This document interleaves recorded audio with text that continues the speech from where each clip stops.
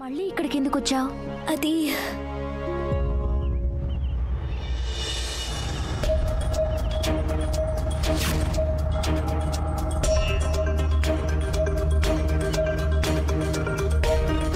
ఏ స్వాతంత్ర్యం గురించి మాట్లాడుతున్నారమ్మా?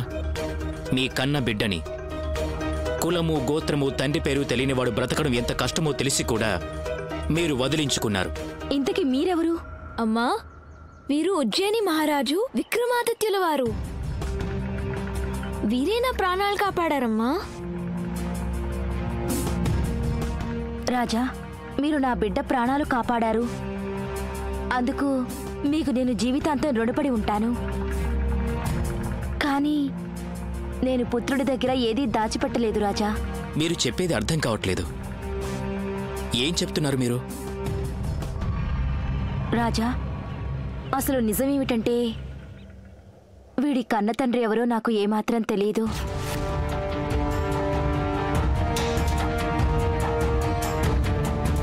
అమ్మా, మీరు మీ జీవితంలో చాలా కష్టాలు కడగండ్లు ఎదుర్కొన్నారని మీ కన్నీళ్లే చెబుతున్నాయి. దయచేసి మాకు చెప్పండి, అసలు విషయం ఏంటి?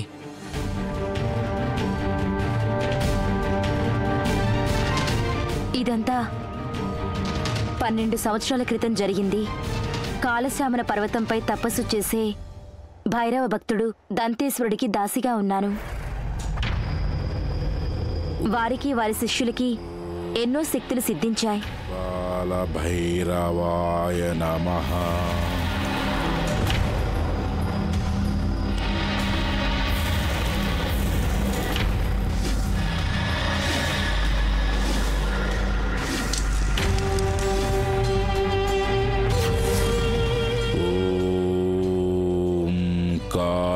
కాలభైరవాయ నమః. ఓం కాలభైరవాయ నమః. ప్రణామాలు గురుదేవా. క్షమించండి గురుదేవా, ఈరోజు మీ భైరవ సిద్ధి కోసం ఈ దాసికి 4 కాళ్ల జీవి రక్తం లభించలేదు.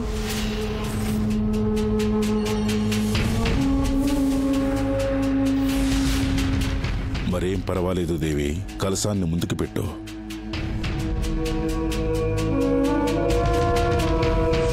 ఓం కాలభైరవాయ నమః.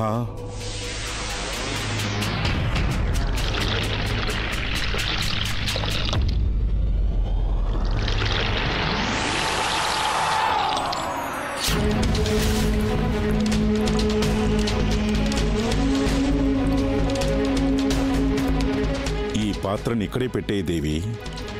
ఇక యాగానికి కావలసిన ఇతర సామగ్రి సిద్ధం చెయ్యి.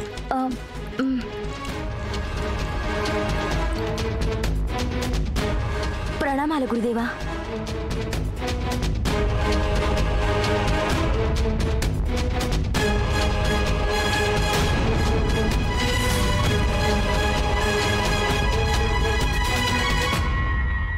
ఆ మఠం ఎలా ఉంటుందంటే సాధారణ మనుషులు ఎవరైనా సరే దాని ఉనికి అభూత కల్పన అనుకుంటారు.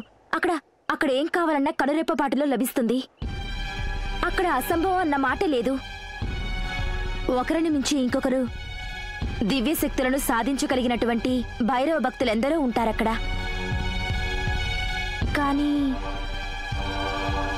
నేనెప్పుడూ అనుకోలేదు అలాంటి మఠంలో నా జీవితం నరకయాతనకు గురవుతుందని. నరకమా? భైరవ భక్తుల మఠంలో నరకయాతన? కొంచెం వివరంగా చెప్పండమ్మా, అసలేం జరిగింది మీకు? శ్రావణపక్ష సమయం అది. అప్పుడు నాకు ఉన్నట్టుండి తెలిసింది నేను గర్భవతినయ్యానని. ఇది తెలియగానే నాకు మతిపోయినట్టయింది. అసలు ఇదంతా ఎలా సాధ్యమైందో నాకేమాత్రం అర్థం కాలేదు. నేను వెంటనే మఠాధీశులు శ్రీ దంతేశ్వరుల వారి వద్దకు వెళ్ళాను. అర్థం లేని మాటలు మాట్లాడుతున్నావేంటి ప్రభావతి? గురుదేవా, నాకేమీ తెలియడం లేదు. అసలు ఇదంతా ఎప్పుడు ఎలా జరిగిందో అర్థం కావడం లేదు. కానీ గురుదేవా, జరిగిన ఈ అనర్థం అది ఈ మఠంలోనే జరిగింది. నన్ను ఈ పరిస్థితికి తెచ్చిన ఆ పాపాత్ముడెవడో ఆ పాపాత్ముడు ఇక్కడే ఉన్నాడు గురుదేవా. నాకు అనుమతిస్తే ఈ పాపాత్మురాలని ఇక్కడే భస్మం చేస్తాను. గురుదేవా, అసలు నిజం ఏమిటంటే ఈ సేవకురాలు ఒక కులట, తుచ్చురాలు, చరిత్రహీనురాలు. ఈమెకి మఠంలో ఉండే అధికారం ఎంత మాత్రమూ లేదు. తక్షణం వెళ్ళెక్కడ నుండి. చూడు దేవి, ఇప్పుడు నువ్వు ఈ ఆశ్రమంలో ఉండే యోగ్యతని కోల్పోయావు. కానీ గురుదేవా, జరిగిన దాంట్లో నా అపరాధం ఏమిటో చెప్పండి. నీ అపరాధమేమిటా? నీ విషయంలో ఏం జరిగిందో, అది ఎలా జరిగిందో అది మాకు తెలియదు. అయితే ఒక్క విషయం మాత్రం మాకు బాగా తెలుసు. ఈ మఠంలో ఉన్న ఏ సాధకుడికి ఈ అపరాధంతో ఎటువంటి సంబంధం లేదు. నువ్వు ఈ మఠాన్ని వెంటనే విడిచి వెళ్ళిపోవాలి. లేదు గురుదేవా, నేను ఎక్కడికి వెళ్ళను గురుదేవా. లేదు, ఇప్పుడు నేను ఎక్కడికి వెళ్ళగలను? స్త్రీ, నువ్వెక్కడికైనా వెళ్ళు, ఏమైనా చెయ్యి, మాకేమాత్రం సంబంధం లేదు. కానీ నువ్వు ఈ మఠం యొక్క పవిత్రతను ఇంకా భ్రష్టు పట్టించకు. చరిత్రహీనురాలు. నేను చరిత్రహీనురాలిని కాను. నా పట్ల జరిగిన ఈ అక్రమం ఈ మఠంలోనే జరిగింది. నోరు మూసుకో కులట. నువ్వు మాపైనే అభాండాలు వేస్తావా? మేము భైరవ భక్తులం. సిద్ధులు పొందిన మాపైనే అభాండాలు వేస్తావా? కపాలి, ఈమెను ఇక్కడ నుండి వెంటనే బయటకు తరిమేయ్. వద్దు, అలాగే. వద్దు, నేనెక్కడికి వెళ్ళను. ఓం కాలభైరవాయ నమః.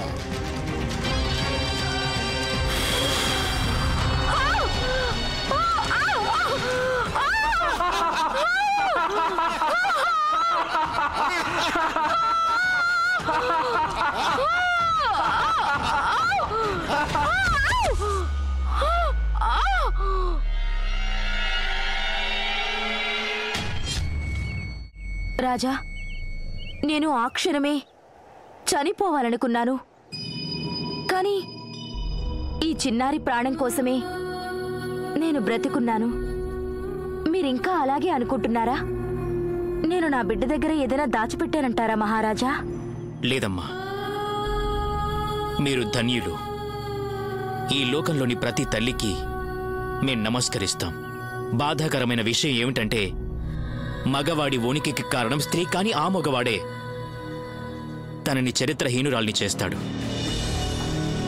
మీరు పవిత్రులమ్మా, మీరేం దిగులు పడకండి.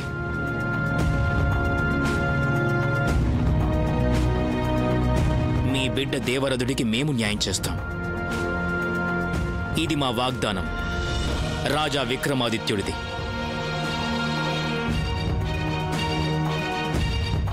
పదండి, మనం ఆ మఠానికి వెళ్దాం. పదండి. నువ్వు ఆ భైరవ భక్తులని కలిసి ఆ స్త్రీకి న్యాయం జరిగేలా చెయ్యాలని ఆశిస్తున్నా. వాళ్ళు ఎంత శక్తివంతులంటే దేవతలను ఓడించగల సమర్థులు. ఈ పరీక్ష నీకు చాలా కఠినమైనది. ఒక బాలుడికి ధర్మమే అధర్మం చేసినప్పుడు ఆ ధర్మాన్ని ఎదిరించి నువ్వు నీ ధర్మనిరతని ఎలా నిరూపించుకుంటావు?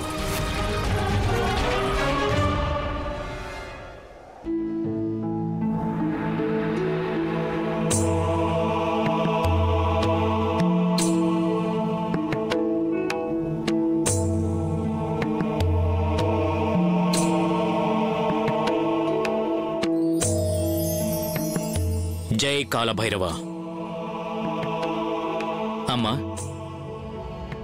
ఈ మఠంలో ఎవరూ లేనట్టున్నారే?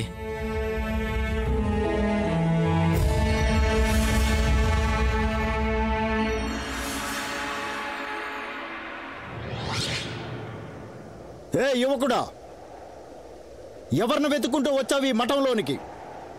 అసలెవరు నువ్వు? నిన్ను నువ్వు పరిచయం చేసుకో.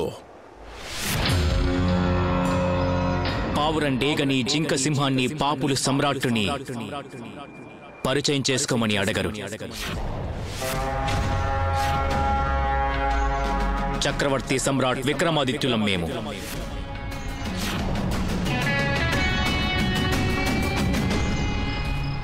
నువ్విక్కడికి ఏం వెతుక్కుంటూ వచ్చావు? ఈమెకు జరిగిన అన్యాయానికి న్యాయం చేయాలని వచ్చాం. మీ మఠంలో ఉన్న పాపాత్ముడెవరో ఈమెకు అన్యాయం చేశాడు.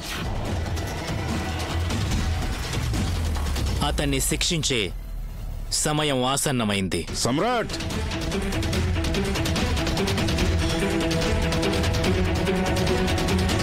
ఈ చరిత్రహీనురాలిని ఈ మఠంలోకి తీసుకురావటం కేవలం నీ దుస్సాహసమే. ఇక నీ సంగతి చరిత్రహీనురాల. ఇక్కడున్న నీ కులహీనుడైన పుత్రుడు ధర్మసభ వీడికి మృత్యుదండన విధించింది కదా, ఇంకా జీవించి ఉన్నాడా? తనకు అన్యాయం జరగకూడదనే ఇంకా జీవించి ఉన్నాడు. అసలు నిజమేంటో తెలుసుకోవటానికి, అతని తండ్రి ఎవరో అన్న నిజం తెలుసుకోవటానికి. వీళ్ళ అమ్మకు అన్యాయం చేసిన అపరాధి ఎవరతను? ఇతని తల్లి బాధలకు కారకుడెవరు? రాజా, నువ్వు చెప్తున్న ఈ బాలుడు ఈ పవిత్ర మఠంలో ఉంటున్న ఒక సాధకుడికి పాప ఫలితం అంటున్నావా? ముమ్మాటికి. నీ దగ్గర ఏ సాక్ష్యాలున్నాయి?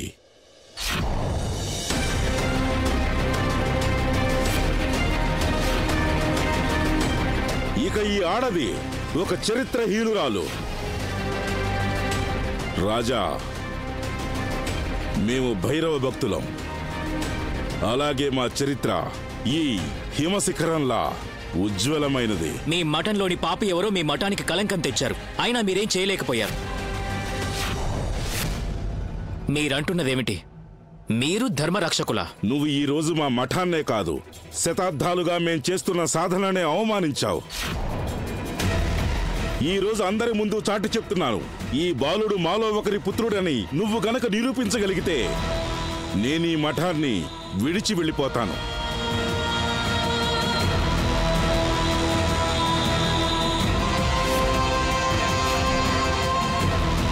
జీవితకాలం నేను చేసిన సాధనను త్యాగం చేస్తాను. నా శిరస్సుని ముండనం చేసుకుంటాను. నువ్వు నాకు ఏ శిక్ష విధించినా స్వీకరిస్తాను. అవునవును, స్వీకరిస్తాం. స్వీకరిస్తాం. కానీ అప్పటిదాకా నీవు మాకు ఒక్క మాట కూడా విరుద్ధంగా మాట్లాడడానికి వీల్లేదు. ఇక వెళ్ళు, ముందు సాక్ష్యాలు తీసుకురా.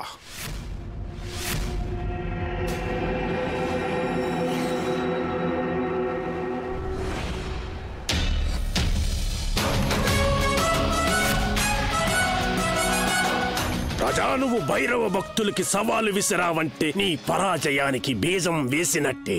ఈ లోకంలో భైరవ భక్తులను గెలవగలిగే సామర్థ్యం ఒకే ఒక శక్తికి ఉంది. అది కేవలం ఆ మహాకాలుడు భైరవుడు.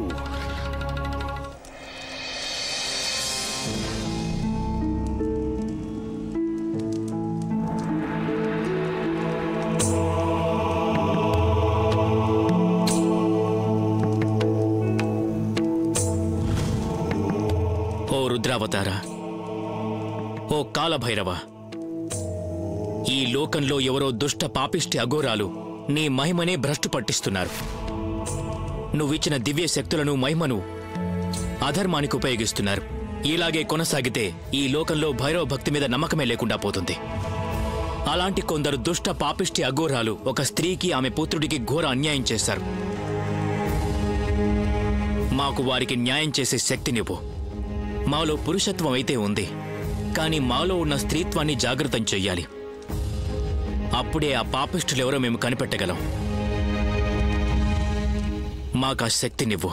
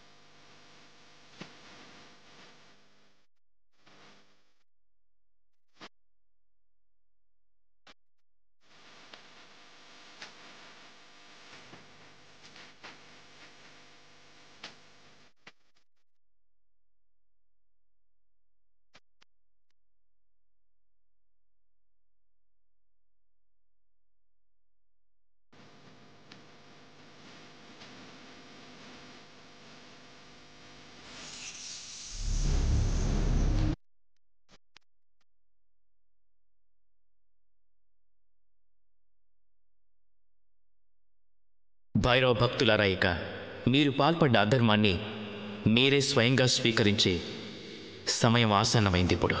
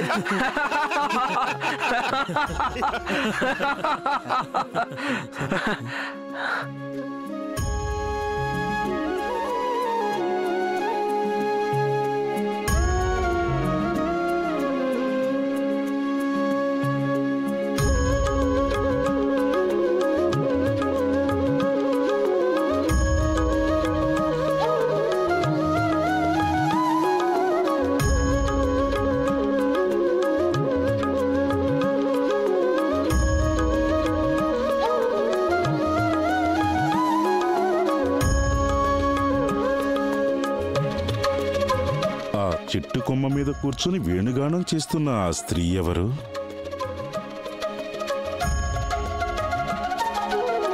భుజంగా, కపాలి! గురుదేవా, ఏం జరుగుతుంది ఇక్కడ? ఏమీ లేదు గురుదేవా, ఏమీ లేదు గురుదేవా. ఈ స్త్రీ మన ధ్యానం భంగం చేయటానికి ఇక్కడికి వచ్చినట్టుంది. ఈమెకు తగిన బుద్ధి చెప్పక తప్పదు. గురుదేవా, గురుదేవా, గురుదేవా, గురుదేవా, వేణు వాయించడం ఏమి నేరం కాదు కదా గురుదేవా. అది కాక పాపం వేణు వాయించినందుకు ఎలాంటి శిక్ష విధిస్తారు?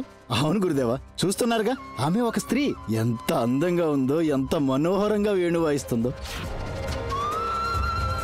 అంటే నా ఉద్దేశం ఆమె కేవలం అవల కదా గురుదేవా. అది కాక మనం భైరవ సంతులం కదా, శిక్షలు విధించడం సమంజసం కాదు కదా. అవును గురుదేవా, కపాలి చెప్పింది నిజమే గురుదేవా. మూర్ఖుల్లారా, వెళ్ళండి ఇక్కడి నుంచి. అలాగే అలాగే గురుదేవా. గురుదేవా. నేనొకటి చెప్పనా? కాలభైరవుణ్ణి నిష్టగా పూజించి గురుదేవుల మనసులో నుంచి శృంగారం, ప్రేమ అన్న భావాలు పూర్తిగా నశించిపోయాయి. అయితే మన జీవితాల్లో అది నిజం చెప్పావు, అక్షరాల నిజం భుజంగా. పద పద పద.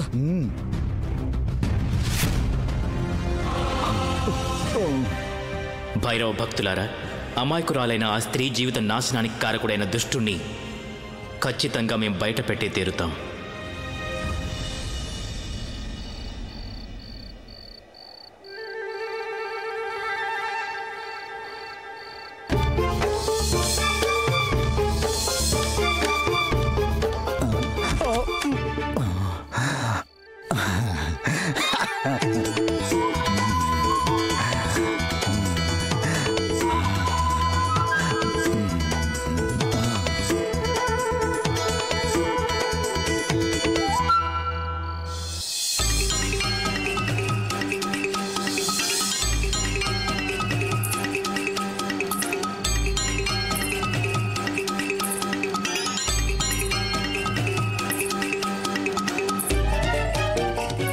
దేవి,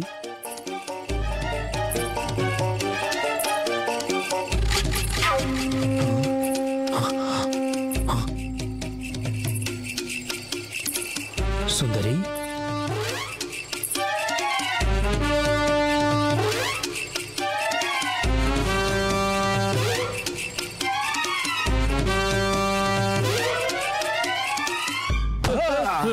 నువ్వు ఇక్కడేం చేస్తున్నావు భుజంగా? నేను ఇక్కడికి అంటే అది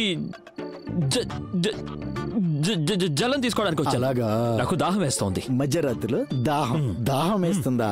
బాగుంది. మరి నువ్వెందుకు ఇక్కడికి వచ్చావు కపాలి?